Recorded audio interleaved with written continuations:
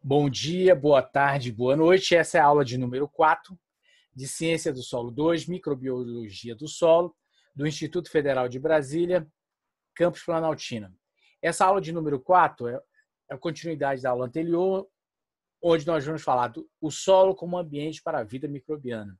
Nessa aula vamos falar sobre os fatores atmosfera, temperatura, água e pH, influenciando a diversidade de organismos vivos no solo. A diversidade microbiana encontra-se diretamente relacionada com um conjunto de fatores abióticos e bióticos. Fatores abióticos são aqueles fatores que não estão diretamente relacionados com a vida, né? São os fatores sem vida: a atmosfera do solo, a temperatura, água, pH, potencial redox, fontes nutricionais. Dentre as fontes nutricionais, destaca-se sais minerais e matéria orgânica. Então, os organismos do solo são influenciados pela atmosfera do solo, pelos gases presentes no solo, pela temperatura, pela água, pelo pH, pelo potencial redox e pelas fontes nutricionais, presença de sais minerais e matéria orgânica. E por fatores abióticos, como, por exemplo, a genética microbiana e pela interação entre os micro-organismos. Esses fatores, atmosfera, água, potencial redox, temperatura, pH, estão intimamente relacionados, interreto relacionados. Então, esses conjuntos de fatores, né, vão interferir na diversidade microbiana no solo, vão interferir no maior ou menor metabolismo dos micro-organismos do solo, interferindo justamente na diversidade dos micro-organismos presentes no solo. A atmosfera do solo.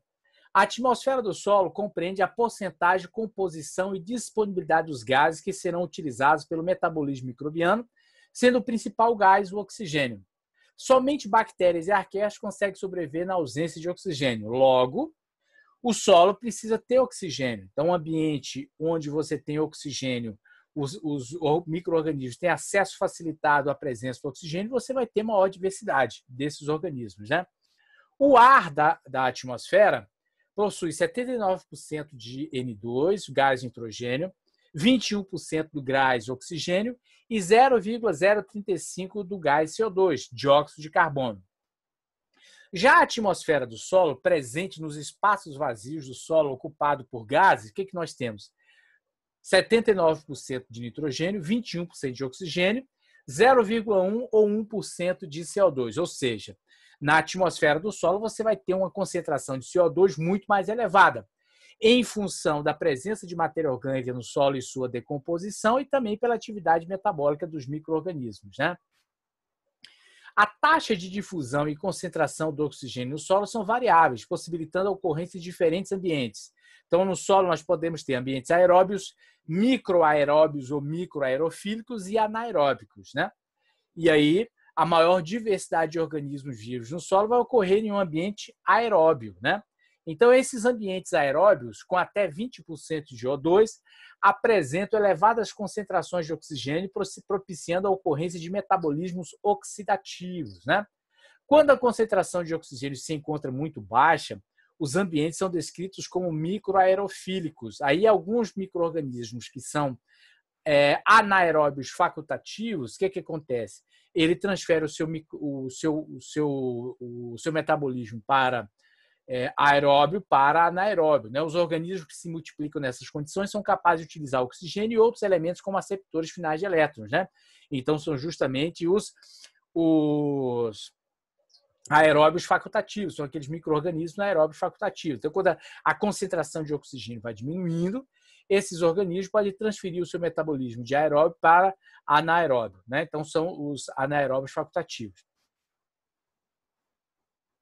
Os ambientes anaeróbicos são caracterizados pela ausência do oxigênio, onde serão utilizados outros elementos como aceptores finais de elétrons em seu metabolismo, né?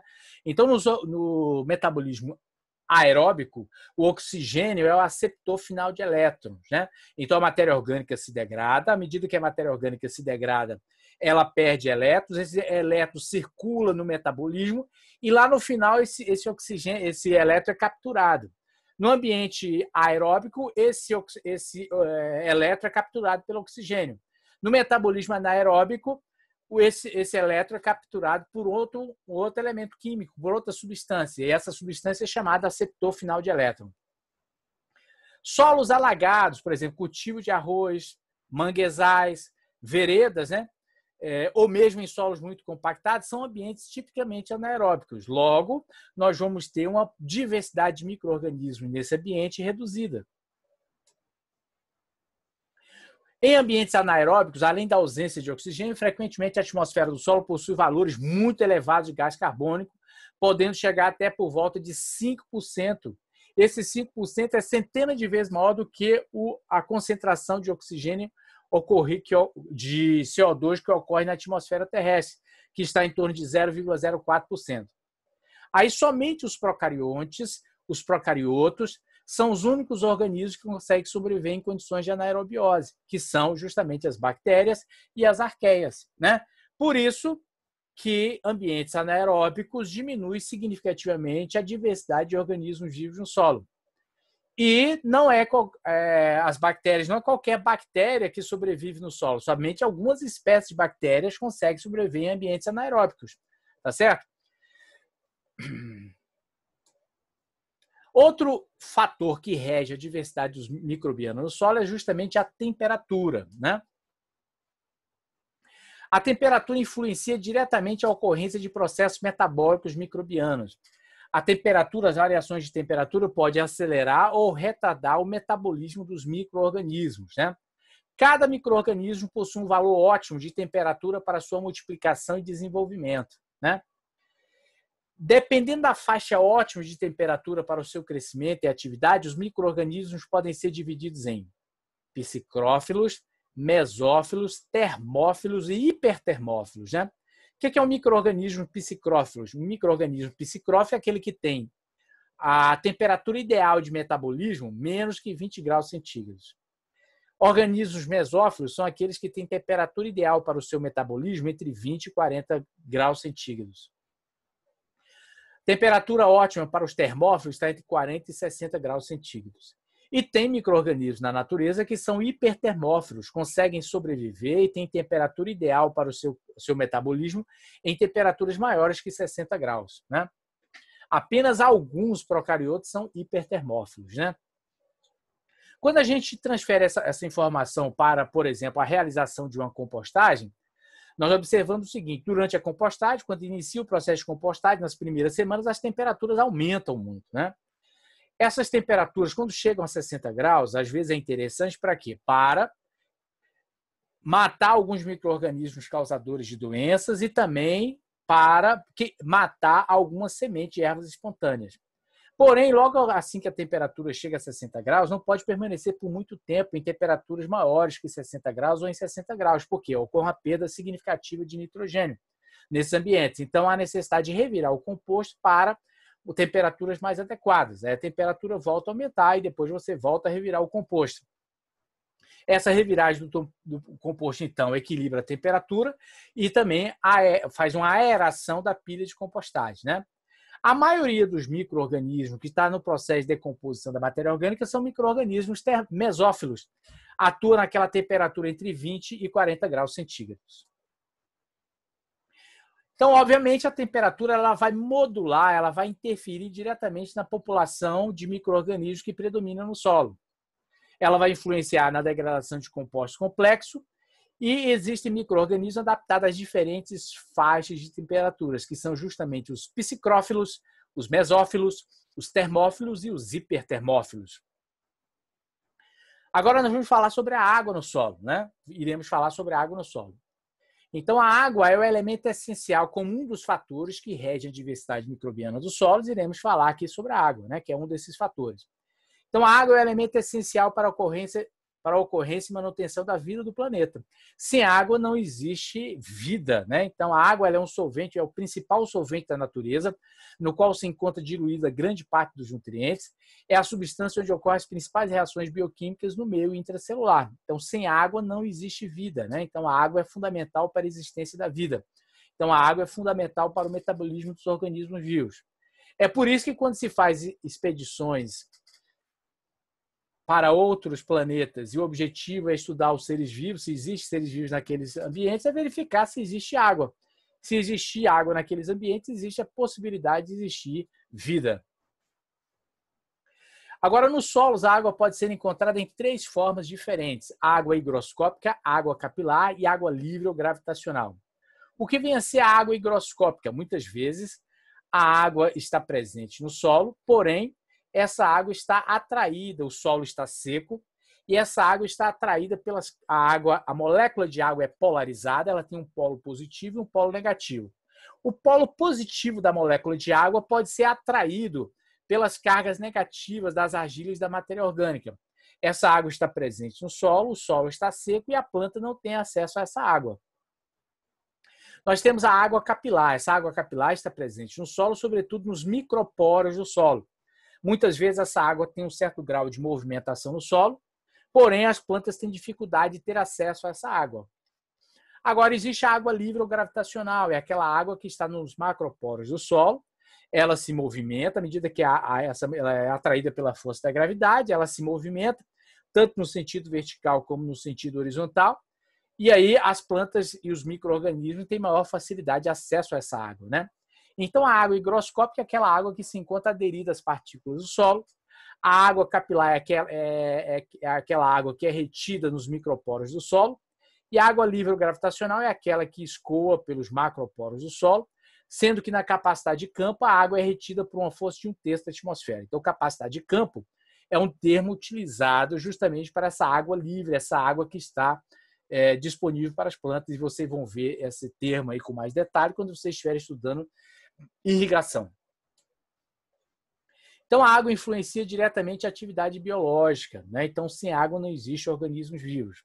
Então, a água ela propicia a difusão de nutrientes. Na difusão de nutrientes, os nutrientes se movimentam da região mais concentrada para menos concentrada. Para que isso aconteça, há necessidade de água. Os nutrientes também se movimentam pelo fluxo de massa. No fluxo de massa, os nutrientes se movimentam da região mais úmida para a região mais seca. A água se movimenta da região mais úmida para a região mais seca. Quando isso acontece, ela carrega alguns nutrientes. A água é importante, muitas vezes, para a motilidade dos organismos vivos. Alguns organismos vivos se movimentam, né? Através de cílios, flagelos, e o meio onde ele se movimenta é justamente a água. A água, ela interfere na temperatura. A água absorve calor. Ao absorver calor, ela mantém uma temperatura estabilizada em determinados ambientes, né? A água também interfere na aeração. Quando o solo está muito úmido, essa água está ocupando os poros do solo. Então, quanto mais água tem no solo, ele expulsa o ar, né? E aí o solo fica anaeróbico. A água também influencia no pH e no potencial redóx, que nós vamos ver nas próximas aulas, né? Outro fator que rege a diversidade microbiana nos solos é justamente o pH do solo, né? O que vinha a ser o pH? O pH é o potencial hidrogeniônico. O que é esse potencial hidrogeniônico? O pH ele mede a concentração de íons H+ em uma solução, né? O pH ele define a acidez ou a alcalinidade relativa de uma substância. E a escala de pH ela cobre uma amplitude de 0 a 14, ou seja, o pH varia de 0 a 14. De 0 a 6,9, nós vamos ter um ambiente ácido. pH 7 é um pH neutro, né? O pH 7 é um pH neutro. A partir do pH 8, nós vamos ter um ambiente alcalino, né? A partir do pH 8, nós vamos ter um ambiente alcalino. Então, o ambiente pode ser ácido, pode ser neutro, pode ser alcalino. Quando o ambiente está próximo de 0, ele é extremamente ácido. Quando ele está próximo de 14, ele é extremamente alcalino. Quando ele está próximo de 7, na faixa ácida, ele é medianamente ácido. Ou fracamente ácido. Quando ele está próximo, ele é alcalino, porém próximo de 7, ele vai estar medianamente ou levemente alcalino. O pH da maioria dos solos produtivos varia entre os valores de 4 e 9. Então, os solos, né, no planeta Terra, aqueles solos produtivos, aqueles solos onde existe uma vegetação adequada, a maioria dos solos estão na faixa de 4 e 9, né? Solos utilizados para a agricultura. Então, o valor de pH igual a 7 é neutro, valores abaixo de 7 são ácidos, valores acima de 7 são alcalinos ou básicos, né? O pH é um dos atributos físico-químicos do solo mais descritos por influenciar as diferentes comunidades microbianas que habitam solos. Os valores de pH afetam a solubilidade dos sais minerais do solo, afetando, portanto, a disponibilidade de nutrientes. Então, o pH do solo ele também modula a população de organismos vivos no solo. E o pH interfere na disponibilidade de nutrientes, sobretudo disponibilidade de nutrientes para as plantas, né? Por exemplo, nós temos no solo ferro, cobre, manganês e zinco. Qual o comportamento de ferro, cobre, manganês e zinco com relação ao pH? À medida que o pH se eleva, nós vamos ter uma diminuição da concentração de ferro, cobre, manganês e zinco. Então, esse é um gráfico clássico, muitas vezes utilizado na fertilidade do solo. Quando vocês estiverem lá na fertilidade do solo, ciência do solo 3, vocês vão estudar esse gráfico aqui novamente. O que acontece com esse gráfico aqui? Ele mostra uma relação entre o pH e a disponibilidade de nutrientes, né? O que acontece com o molibdeno e cloro? À medida que o pH se eleva, a concentração de molibdeno e cloro também se eleva. O que acontece com o fósforo? À medida que o pH eleva, o fósforo se eleva, se torna máximo aqui no pH próximo a 7, depois a concentração de fósforo diminui. O que acontece com nitrogênio, enxofre e boro? À medida que o pH vai se elevando, a concentração de nitrogênio, enxofre e boro aumenta até chegar a diminuir novamente em um ambiente alcalino. O que acontece com potássio, cálcio e magnésio? À medida que o pH vai se elevando, a disponibilidade de potássio, cálcio e magnésio vai se elevando até chegar a um ótimo. O que acontece com o alumínio? À medida que o pH vai se elevando, o alumínio, a concentração de alumínio vai diminuindo, né? Lembrando que o alumínio é um elemento tóxico. Como é que se faz para diminuir a toxidez do alumínio? Justamente eleva-se o pH, né? Eleva-se o pH, isso é feito normalmente por meio da calagem. Então, esse gráfico mostra a relação entre disponibilidade de nutrientes, e elevação do pH. Então, a faixa aqui onde as concentrações de nutrientes estão ótimas está entre 5,5 e 6,5, é o pH ideal para o crescimento das plantas, né? Provavelmente seja o pH ideal também para o crescimento dos organismos vivos, né? Provavelmente em ambientes muito ácidos ou muito alcalinos, a população de micro-organismos diminui.